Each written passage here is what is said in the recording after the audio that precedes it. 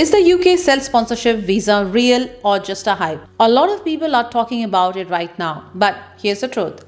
There's no official UK visa called as self-sponsorship. Instead, it's a legal route that immigration solicitors are helping clients use to move to the UK. So, how does it actually work? Number one, you set up a UK company. Number two, that company applies for a sponsor license. And number three, and then you, as a director or employee, get sponsored by your own company under the skilled worker route. Sounds simple, but it comes with strict rules, compliance duties, and risk if you get it wrong. That's why today I have invited Amil from Mac25 immigration firm, an expert who has helped many people move to the UK through this pathway. Together, we'll walk you step by step through how it works, who is it for, the cost, the risk, and whether it can really lead to ILR and British citizenship. So, if you have been curious about the self-sponsorship visa, stay with us until the end. This episode might save you from wasting time and money. Hello Amil, welcome to Your Knowledge Buddy, and like always, we'll start with your introduction. So, can you please introduce yourself to my audience, please? Thank you so much, Sarika. I think this is my first video after we completed 3 years.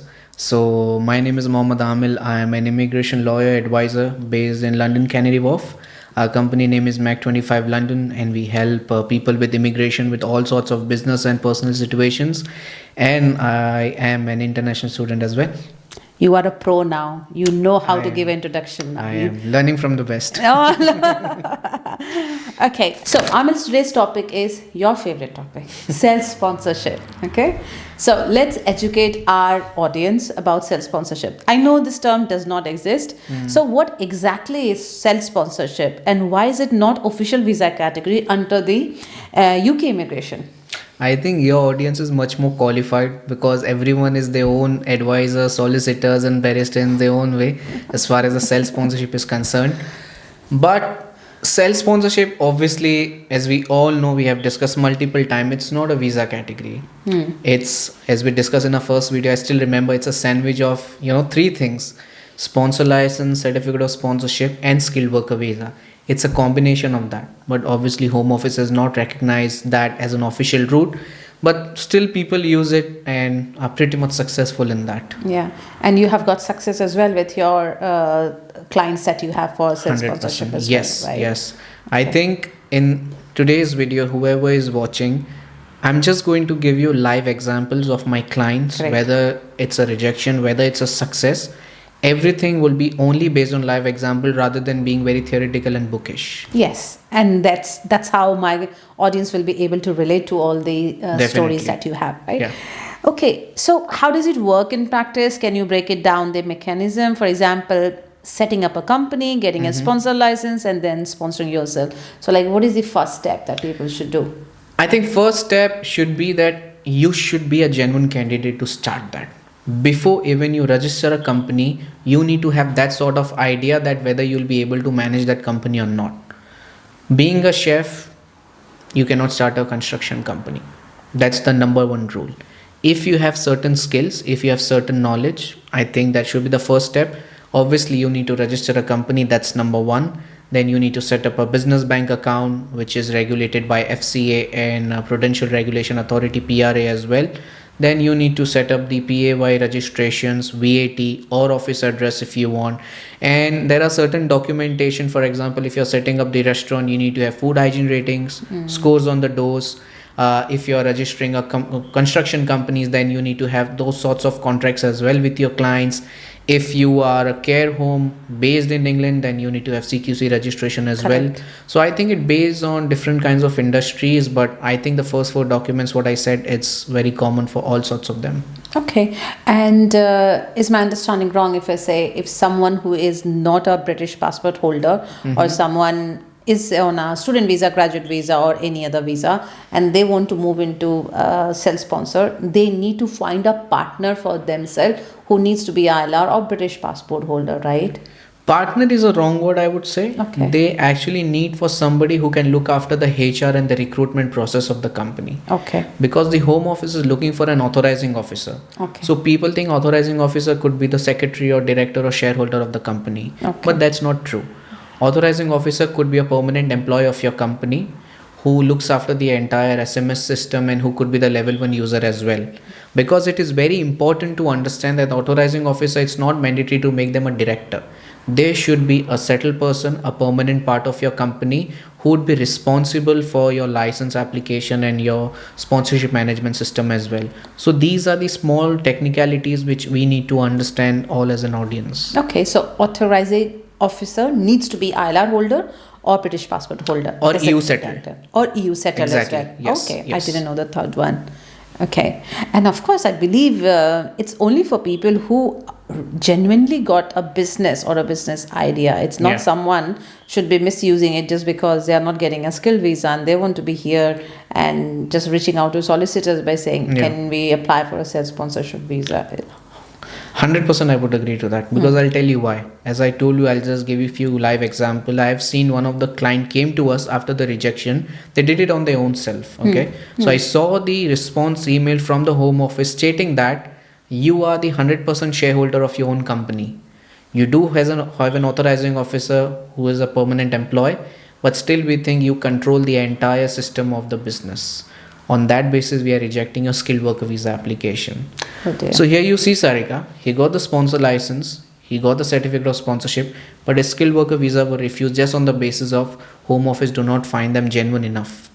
So there's a lot of things which you need to justify while doing your visa application as well. It's not, people think that once we get the license, that's the end of the story. It's easier to get a COS and the skilled worker visa application. But when you see the live example of what is actually happening in the industry, then you come to know that certain thing needs to be done in a very proper way. All right. Okay. Moving to the next question, Amil. So, what are the key eligibility requirements? For example, business plan, minimum investment, English language, financial threshold, or experience level. What's needed? A combination of all. But it is very important, and the most important point I would say would be the financial requirement, and I'll tell you why. Obviously, genuineness, as we discussed, is number one.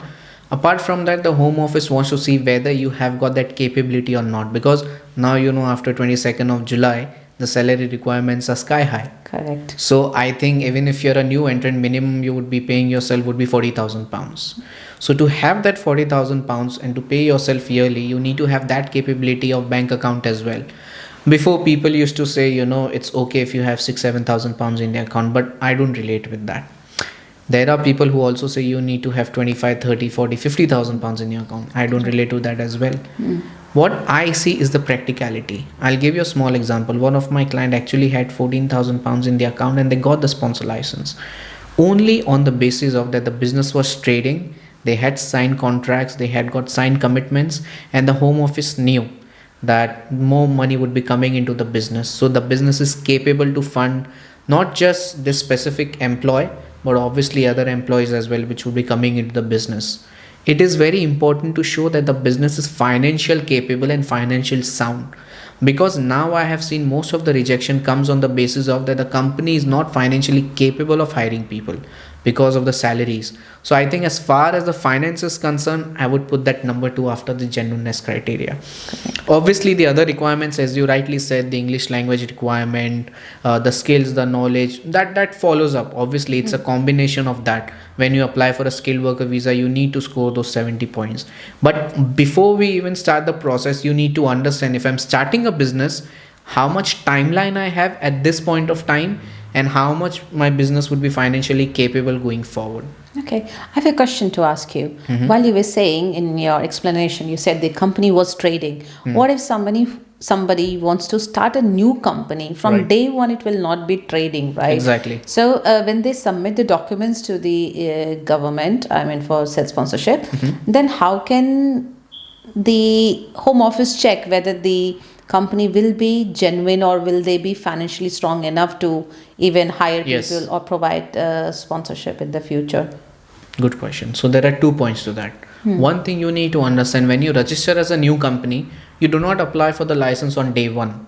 Because you register a company, you get all those accounting documents as well. You register a bank account, and obviously there would be some money into the business to fund. Even if you don't have an office, even if you are into a service industry, you need some money to fund, at least to give money to yourself as a salary. That's the reason you have started a business. And this process at least takes 2 to 3 months if you're starting from scratch. Within those 2 to 3 months, either you make your company trading, get some client contracts, get some commitments. That's part one. Part two, one of my IT client recently had a pre-license audit, and the compliance officer asked them, because I was present in the interview with them, that you do not have contract at the moment. You have this X amount of money in the account. How you are going to fund the employees, and the reason you are applying for the sponsor license. They had a signed commitment which was about to start in the next 3 months, because they had a contract with another IT company. So that shows that the company is genuine, the company has capability, that the money would be definitely coming in. And in that regards, home office do their own due diligence as well, because they contact the client as well, whether this is a genuine contract or not. Because whether it's a pre-license compliance or post-license compliance, if there is a contract, the home office definitely do the due diligence, and I've seen this from my own experience. So what do you see then, having finance in your bank account versus having contracts from clients? Which got a more weightage, or which got a better chance of getting approval? I think it depends on so many factors, Sarika, to be very honest. In my sense, I have seen it depends on the industry you are into. It depends. That's the most important thing. It depends that when your company was started, what is the weightage of the contract you have. Yes. You get my point. And even if you're trading, whether you're trading in hundreds, whether you're trading in thousands, it all depends on so many factors, because we have done so many self-sponsorship cases till now, and so many are under the pipeline as well. Everyone has got a different situation and a different story. And on a daily basis, we get to know something new, because it is important to see the home office perspective, not our perspective. Our perspective would be very straightforward, that the company is trading. I always advise my client on one thing. When you come us for the self sponsorship, you can come us at the onset as well. That's completely fine. But we have to plan together how you are going to make this journey. So it is very important, whoever wants to come for us for self sponsorship as well, it is important to make a plan at the onset rather than recreating it later on, because people don't have enough time. Yeah, true. Amil, I want to ask, from your recent examples of the clients that you had, especially after 22nd of July, when major changes happened in the UK, what is the minimum amount you have seen your client had in their bank account versus the maximum you have seen, and where they have got success in self-sponsorship? After 22nd of July, you're asking after specifically. 22nd July. So let's talk about one specific company. Let's not name them. So when they came for us for the sponsor license, they were very skeptical the kind of amount they had. They were just having £11,500. But the good thing was they had got signed commitments as well. Correct. So it was very important to show the combination of both. This is what I have and this is what I'm getting. So the company is financially capable. And obviously they got the license without the pre-license compliance, because we made it very clear in our legal representation letter.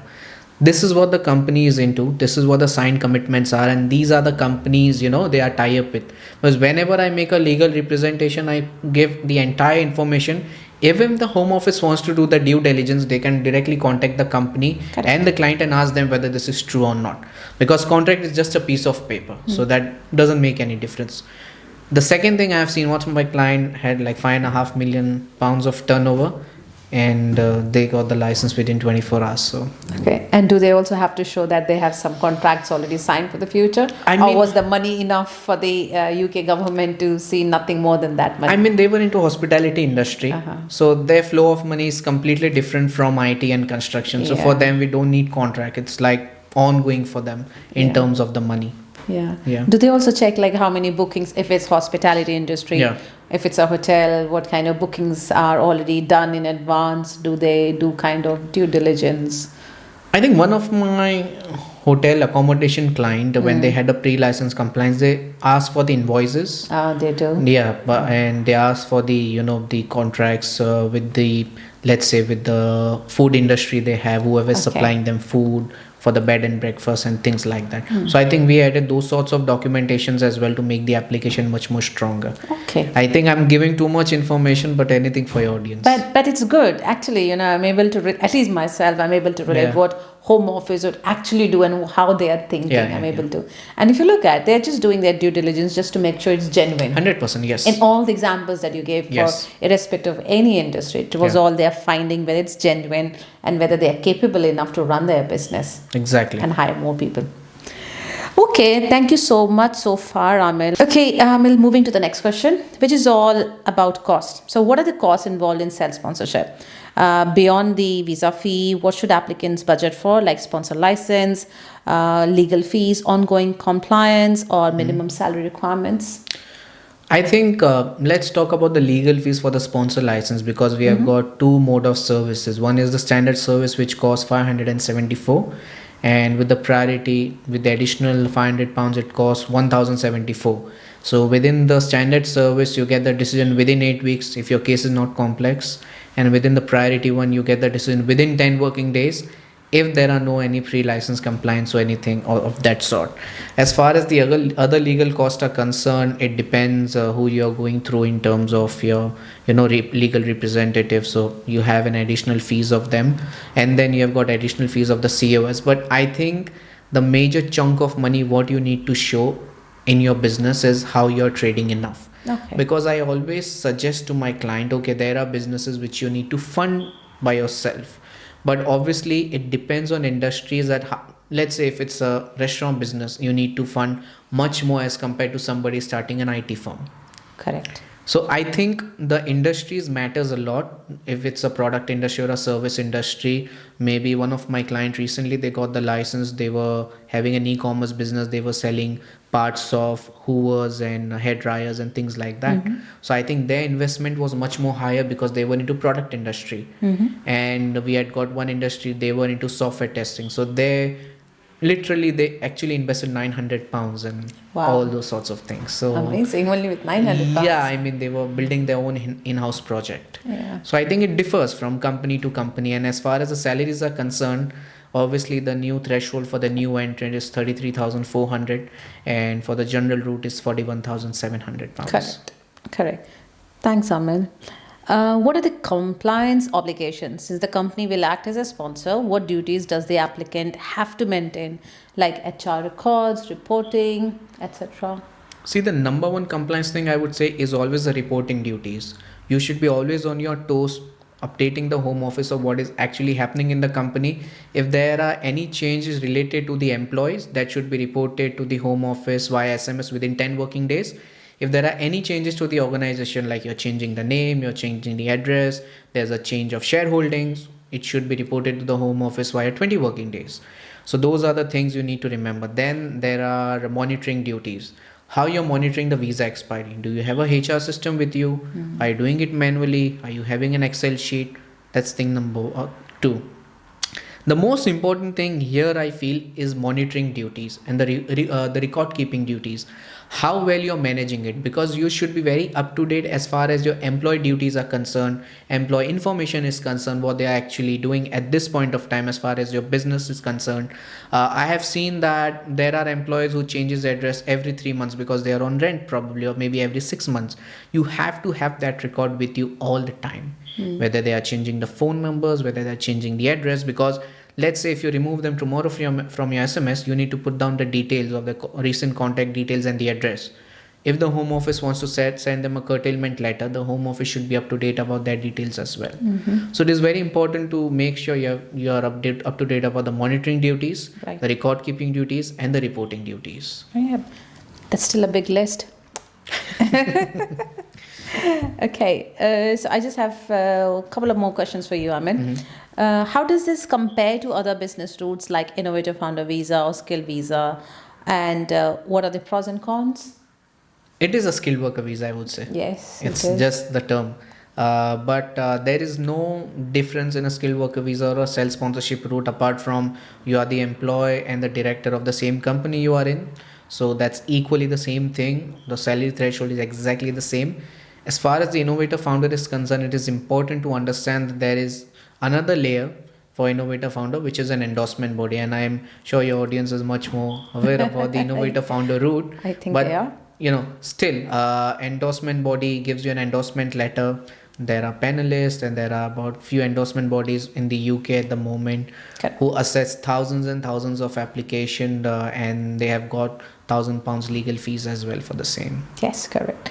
Thank you. Do you see UK government tightening rules on this route in the near future since it's being used more widely now? 100%, yes. Okay. 100%. And what changes do you think then? I know it's going to impact a lot of businesses like us, but I think tightening the rules would include that the genuineness criteria would be much more out in the market, because what I feel that whenever somebody is doing self sponsorship, whether they do it through a soliciting firm or I registered firm like us, we always make sure we do our own due diligence as well, because whenever you come for self sponsorship we have to understand what way are you going towards. So I think the home office also wants to see at this point of time the genuineness criteria, why you're fulfilling the vacancy, isn't there is a way to fill the vacancy with the local residents. Correct. So there are so many aspects, and I think as far as the self sponsorship route is concerned, they might reduce the threshold of the shareholding, because before Brexit we know that the shareholding was just 10%. True. They've increased it to unlimited 100% now. So I think if there is a small change also in that part, when they say that skilled worker cannot be a director in the company, I think that would be it. Okay, Amil, so we have covered almost everything on self sponsorship. Anything you want to share with my audience? Maybe any failures or any success story or anything about self sponsorship? Success stories are many. So Any failure story do you have? I think the failure story I have one is the pre-license compliance. Okay, so obviously as part of sponsor license application, we assist applicants with the pre-license compliance as well, where we don't teach them, we coach them. Okay, we make them understand that how you need to present yourself in front of the home office, and how transparent you have to be when you're talking to the home office, when they ask you about your future plans, when they ask about your recruitment strategy, or maybe your finance about the company and how you're going to make your company financially capable. And I think people always do the big mistake in the compliance, that they don't stick to the words, because you need to understand whatever question the home office has asked you after the compliance, they have right to ask you for the same documentations to back it up. Right. So if I say I have got £100,000 sitting in my account, and the home office will ask you to send last 6 months of bank statement, and you have £30,000, that doesn't add to the story. Okay. So I think if you have, and one of my clients did the same mistake. So if you have £30,000, say £30,000. If you have 28, that doesn't matter. That's okay. Be very much open to the home office. Do not flaunt your contracts. I've got 10 contracts. Home office is going to ask you those 10 contracts with those 10 invoices, and want to see that money getting into the bank account as well. Right. Okay. So these things you need to understand. Whatever you say, make sure you have got an evidence to back it up. And I think that failure always pinched me, but after that I always tell my clients, be very transparent with me and then with the home office. Yeah. So that is a good learning then. Yeah. Right. Okay.